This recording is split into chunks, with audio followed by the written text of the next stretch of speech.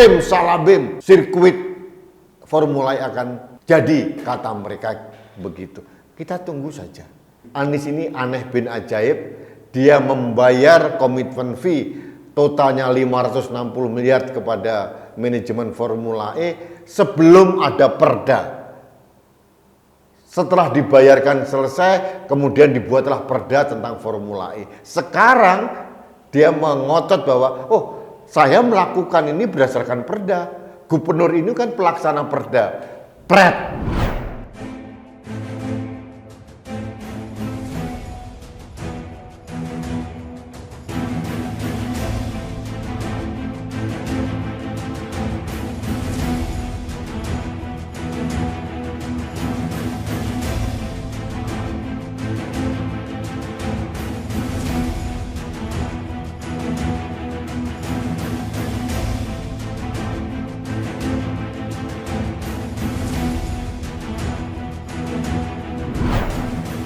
Halo sahabat Indonesia, kita bertemu lagi dalam Opini Rudi akhir pekan.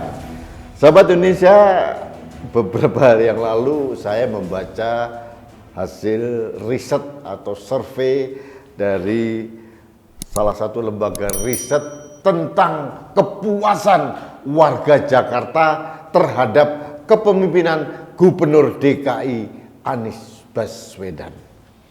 Hasilnya mencengangkan. Ternyata dari sekian juta warga Jakarta yang puas terhadap kepemimpinan Anies Baswedan hanya 33,8%.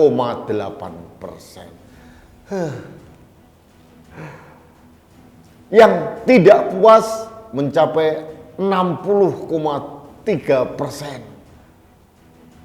Banyak sekali yang tidak puas. Artinya apa? Bahwa sebagian masyarakat Jakarta tidak puas kepemimpinan Anies Baswedan.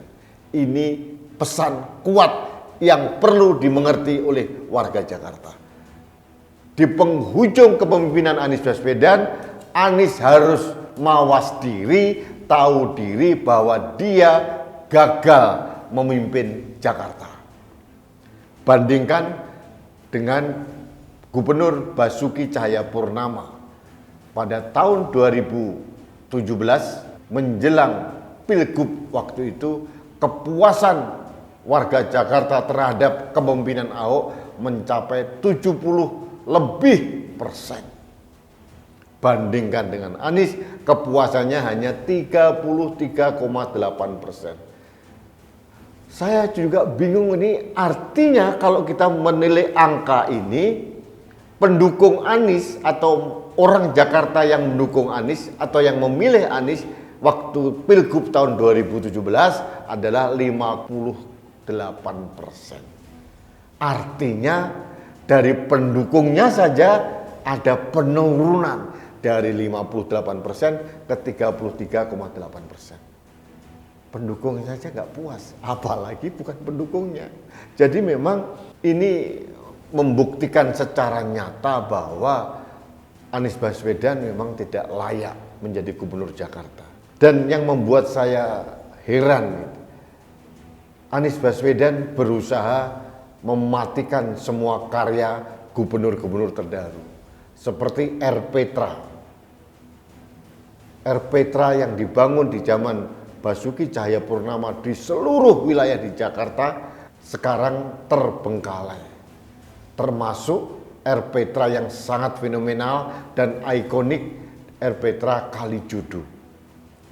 Sekarang kalau malam gelap gulita, tidak lagi menjadi tempat berkumpul anak-anak muda main skateboard atau berkumpul atau anak-anak kecil bermain-main di sana, tidak ada lagi.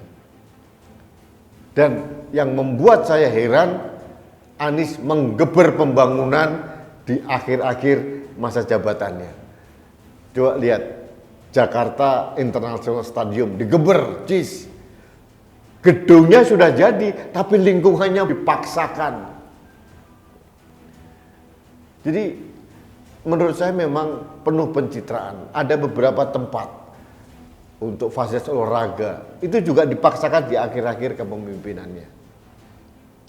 yang terakhir yang membuat kita bertanya-tanya tentang penyelenggaraan Formula E yang sedianya akan dilaksanakan bulan Juni tahun 2022. Sampai detik ini sirkuitnya belum dibangun. Satu sekop tanah saja belum dilakukan. Karena apa? Tendernya saja diulang lagi. Yang kemarin gagal awal Februari ini katanya ada pemenang baru.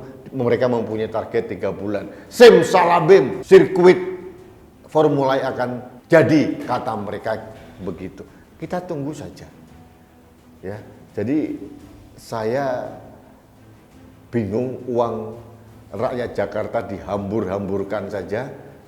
Jadi Anies ini aneh bin ajaib. Dia membayar komitmen fee totalnya 560 miliar kepada manajemen Formula E sebelum ada perda. Setelah dibayarkan selesai, kemudian dibuatlah perda tentang Formula E. Sekarang dia mengotot bahwa, oh, saya melakukan ini berdasarkan perda. Gubernur ini kan pelaksana perda. Pret.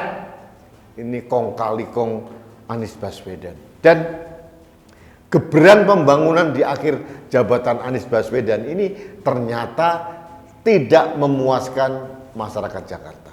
Buktinya hanya 33,8% yang puas dengan kepemimpinan Anies Baswedan. 60,3% tidak puas, ada sekian 5% yang tidak menjawab.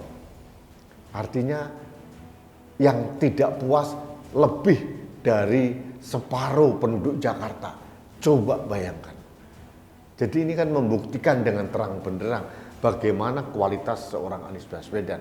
Kita nggak usah bermain kata, bersilat lidah, tapi jelas kegiatan pencitraan dia membangun JIS, kemudian Formula E itu membuktikan dengan terang benderang Anies memang hanya sekedar membutuhkan batu pijakan untuk melompat yang lebih tinggi dari sekedar gubernur. Cuma masalahnya apakah pijakan sekarang ini cukup bagus untuk menjadi pijakan melompat? Jangan-jangan licin, Aniesnya kepleset dan jatuh tersungkur. Siapa tahu. Apalagi ada indikator yang jelas kepuasan rakyat Jakarta hanya 33,8%.